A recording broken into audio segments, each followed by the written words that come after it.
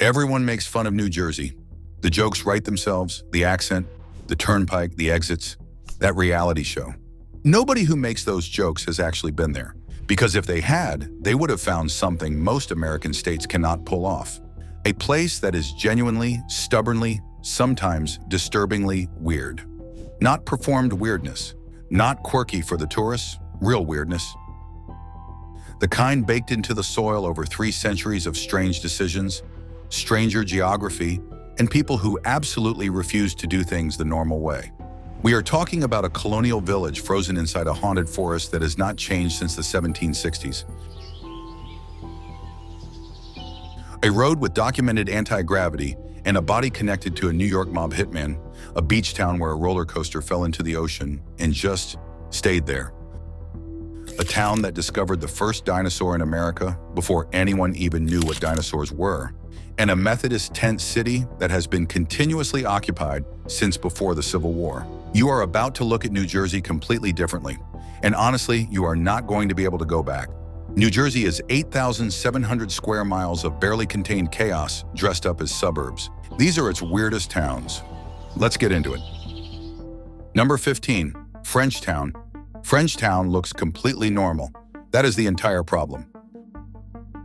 Population 1,300. A pretty iron bridge. Some art galleries. A good wine bar. Farmers market on weekends. Sounds lovely. Sounds completely unremarkable.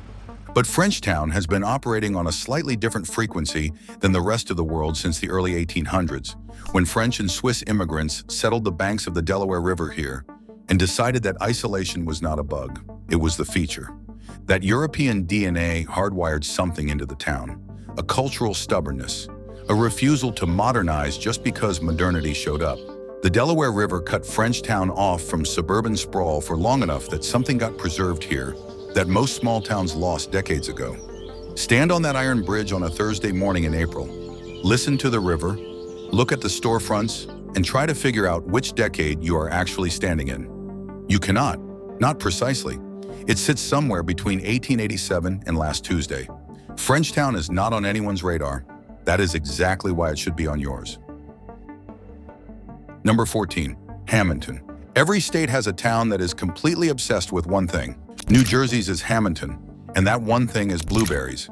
Not casually blueberries. Aggressively, entirely, all caps blueberries. Hammonton produces roughly 80% of all blueberries grown in New Jersey, which is one of the top blueberry states in the country. They call themselves the blueberry capital of the world. They mean it with their whole chest. Every summer, the Hammonton Blueberry Festival draws tens of thousands of people for parades, eating contests, blueberry wine, blueberry hot sauce, and products you would never have thought to invent until a Hammonton resident put them on a folding table and charged you $12. But here is where it compounds.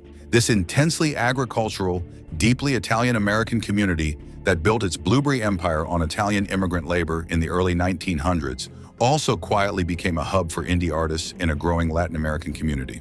So on the same block, you get an old Italian pastry shop, a mural that belongs in a Brooklyn gallery, a farm stand, and someone very seriously trying to sell you blueberry pasta. Blueberry pasta. The land decided what this town would become. Hammonton sits at the edge of the Pine Barrens. Acidic, sandy soil, almost useless for conventional crops, but perfect for exactly one thing. The geography built the obsession. The obsession built the town. Number 13, Millville. Millville used to make glass. Then the industry died. Most towns in that position just fade. Millville did something strange instead. It turned the old furnaces into art. The Wheaton Arts and Cultural Center now sits on the old glassworks grounds. Visiting artists blow glass using the same traditional methods that built this town in the 1800s. A museum holds one of the most complete antique glass collections in the state. Resident artists work in studios that used to house industrial equipment. It is a town that figured out how to perform alchemy, turning sand into art, turning rust into relevance. And just when you think you have Millville figured out, here is the thing nobody mentions in the same breath. Millville is also home to the old Millville Army Airfield, where P-47 Thunderbolt fighter pilots trained during World War II. That field is now an aviation museum, a full World War II airfield next to a glass art campus in the same small town. New Jersey does not do one thing at a time. Number 12, Lambertville. Go to Lambertville on a Saturday morning. Antique shops, art galleries, A flea market in a field that has been running longer than most people's grandparents have been alive. A canal towpath where locals walk dogs past 19th century stone locks that used to move freight barges. Lambertville is officially the antique capital of New Jersey. And unlike most honorary titles handed out by tourism boards, this one is backed by actual density. More antique dealers per capita than almost anywhere in the Northeast. Collectors drive from Philadelphia and New York specifically for a weekend here. But here is what nobody says about antique towns. They create a strange psychological pressure on everyone living inside them. The entire town exists in permanent negotiation between the past and the present. Old factory buildings converted into artist studios. A canal that once powered an industrial economy, now powering the recreation economy. A 200-year-old chest of drawers on sale 3 feet from an abstract sculpture made of reclaimed rail spikes. If you are the kind of person who finds that combination deeply satisfying, Lambertville is going to ruin you. You will never want to leave. Number 11, Mount Holly. Mount Holly looks quiet. Mount Holly is not quiet. The downtown has colonial brick sidewalks, a coffee shop, a bookstore, and then you notice Millrace Village, an art district carved into a former industrial zone where every object in every gallery feels like it has a backstory it is not fully sharing with you. Then you notice the Mount Holly Prison, a 19th century jail, now a museum, and one of the most consistently listed haunted locations in New Jersey. Night tours sell out. Paranormal investigation groups book the entire building for weekends. In a town this size, that is a very specific kind of reputation to have. But here is the thing that reframes everything you just heard. Mount Holly was one of the most important centers of Quaker abolitionist thought in colonial America. John Woolman, one of the most significant anti-slavery voices in the entire 18th century, lived and worked here. He walked these same brick sidewalks arguing against slavery decades before the Revolution. A haunted prison and one of America's earliest abolitionists, same town, same streets. Mount Holly contains multitudes. It just does it quietly and with good coffee. Number 10, Margate City. I need you to picture something. It is 1881. You are a real estate developer. You own land on the Jersey Shore that you are trying to sell, and your marketing strategy, your actual professional business strategy, is to build a 6-story wooden building in the shape of an elephant. It worked. Lucy the elephant has stood in Margate City since 1881. Not a statue, a building, with windows in her sides, a howdah on her back that served as an observation deck. She has been a hotel, a bar, and a summer cottage. She is the oldest surviving roadside attraction in America, and she is listed on the National Register of Historic Places. In 1969, Lucy was nearly demolished. Residents organized, physically moved her 180 feet down the beach, and got her landmark status. They saved the elephant. In New Jersey, from demolition. Every town has one thing. Margate's one thing is a 6-story elephant from the Gilded Age that people have been refusing to tear down for over 140 years. Outside of Lucy, Margate is old money beach culture, elegant vacation homes, a retro atmosphere that resisted overdevelopment, quiet and refined. And then, the elephant. Number 9, Clinton. Clinton looks like it was designed by a film director who needed a charming New Jersey town for a murder mystery. He was not wrong to want this location. The Red Mill sits at the center of everything. A 19th century grist mill painted deep red, sitting over a waterfall on the Raritan River. One of the most photographed buildings in New Jersey, genuinely beautiful. Also, according to decades of documented reports and a ghost tour series that sells out every Friday and Saturday, one of the most haunted buildings in the state. The mill has had 7 different functions over the centuries: grist processing, wool carding, graphite milling, mine talc. Each era left something behind in the walls. The tours go in at night and come out looking changed. Clinton is a town of 2,700 people with a supernatural attraction that pulls visitors from 3 states. And here is the part where it gets genuinely absurd. Directly across the way, inside a former flour mill from 1877, is the Hunter Don Art Museum, a legitimate contemporary art institution. Nationally recognized exhibitions, serious curatorial programming, ghost tours, modern art, same small town, same river. Clinton does not care about your expectations. Number 8, Haddonfield. Haddonfield looks like a production designer built it to represent perfect small-town American life.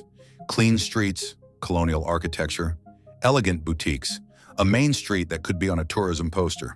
And then there is the 25-foot dinosaur statue in the middle of town.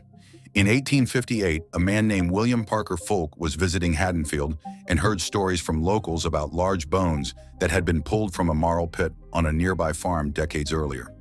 He excavated the site and found the first nearly complete dinosaur skeleton ever discovered in North America. The first one ever here in a New Jersey suburb. And it was not just a discovery, it was a revolution. Before Haddonfield, science imagined dinosaurs as four-legged, lizard-like creatures dragging themselves along the ground. The Haddonfield skeleton proved they stood upright, on two legs, like enormous birds. It rewrote the entire picture. Everything you have ever seen in a museum, every reconstruction, every film, traces back partly to a marl pit in New Jersey. Haddonfield also has persistent local folklore about haunted colonial houses, buildings from the 1700s still in daily use, and a main street that feels like the past is simply still running. The dinosaur statue stands in the center of all of it. Colonial America, boutique shopping, the discovery that changed paleontology forever. Normal Tuesday in Haddonfield. Number 7, Cape May. Cape May should not be real. It looks too good, like someone fed the prompt, perfect Victorian beach resort into an AI and forgot to add any imperfections. Over 600 Victorian buildings, the highest concentration in the United States, all painted in pastels, all maintained obsessively. The oldest seaside resort in America, continuously operating since the early 1800s. Presidents vacationed here. Abraham Lincoln, Ulysses Grant, Benjamin Harrison kept a cottage here. For a full century, this was where American power went to relax by the ocean. Then Atlantic City got a railroad in 1854, became the easier destination, and Cape May was quietly left behind. And that abandonment is the only reason any of this survived. While other resort towns demolished old buildings to build modern hotels, Cape May could not afford to. The Victorian architecture survived not because anyone saved it, but because no one had the money to destroy it. Poverty preserved perfection. Every October, Cape May hosts Victorian Weekend. Visitors dress in full 19th century costume and walk the streets. It is simultaneously deeply earnest and deeply surreal. Cape May is also one of the premier birdwatching destinations on the entire East Coast. Its geography, a peninsula at the tip of New Jersey where land meets the Atlantic Flyway, creates a natural funnel that concentrates hundreds of thousands of migrating birds every spring and fall. Birders in technical gear descend on a pastel Victorian resort town every May. It should be strange. In Cape May, it just looks like a Tuesday. Number 6. Seaside Heights. You already know Seaside Heights. You just might not know you know it. If you watched a certain reality show in the late 2000s, then this boardwalk was already in your living room every Thursday night. A cast of enormous personalities and questionable decision-making. 8 seasons. The show made Seaside Heights a global punchline and simultaneously one of the most visited boardwalks in America. But the cameras are not what made this town weird. October 2012, Hurricane Sandy makes landfall in New Jersey and hits Seaside Heights with catastrophic force. The Jetstar roller coaster, a boardwalk fixture since 1978, is ripped off its foundation and dropped into the Atlantic Ocean, and then it stayed there, sitting in the surf, visible from the beach, for months. No one cleared it because no one could. A roller coaster, standing in the ocean. The photograph ran on front pages globally. It became one of the defining images of Sandy's destruction, an accidental symbol. Seaside Heights was hosting the most surreal public art installation in America, without meaning to. The coaster finally sank entirely in 2013. Some things in New Jersey take a little while to go under. Number 5, Ocean Grove. I need you to stay with me on this one, because it sounds like I am making it up. Ocean Grove is a beach town. It is also a 19th century religious campground.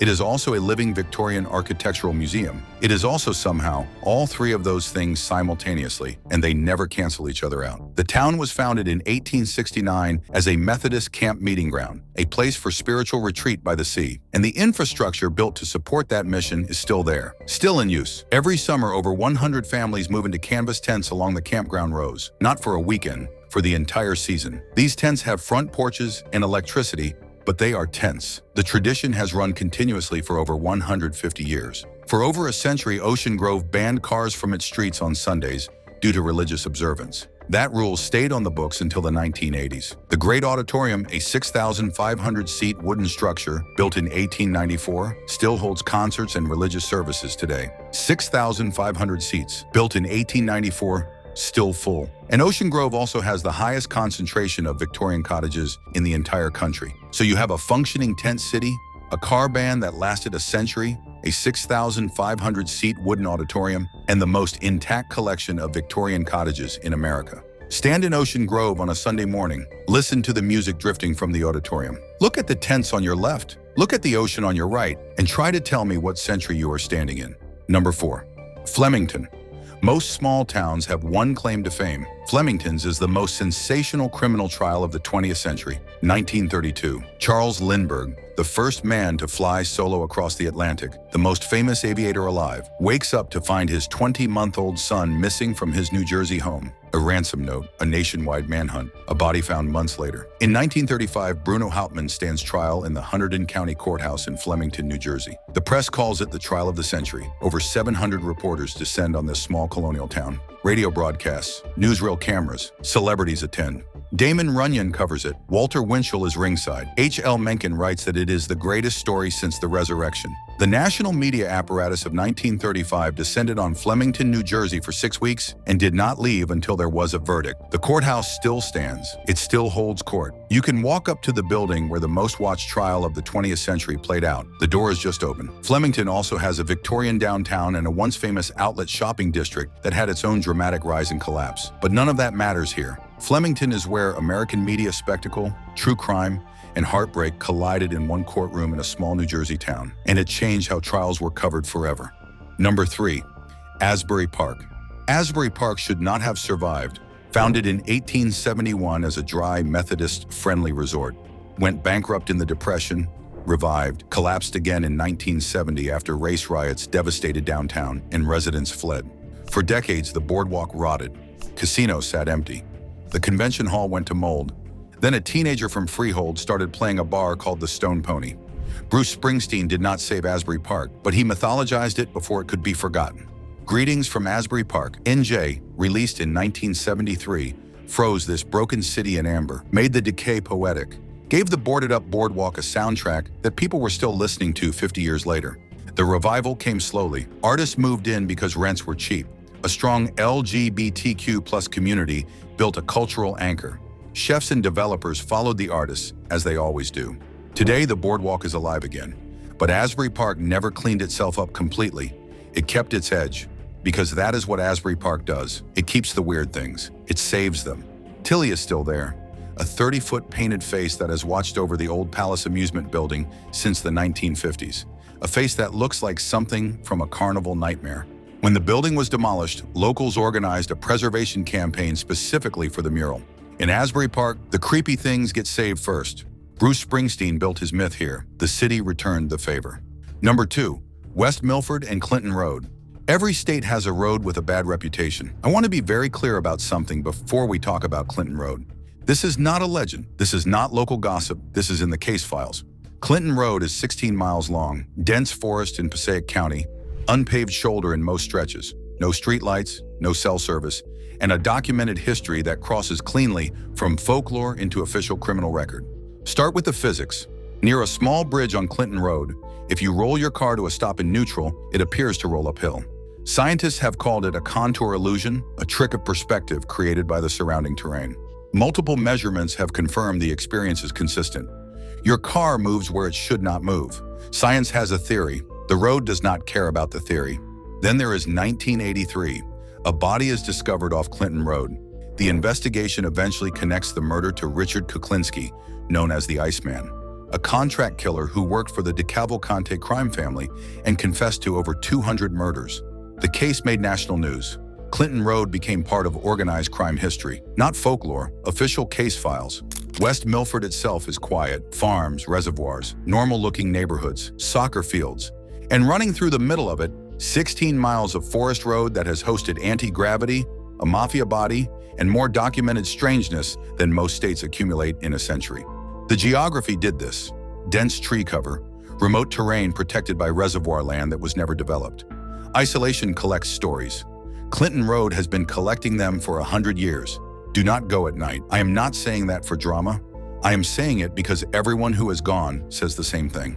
Number 1, Batstow Village.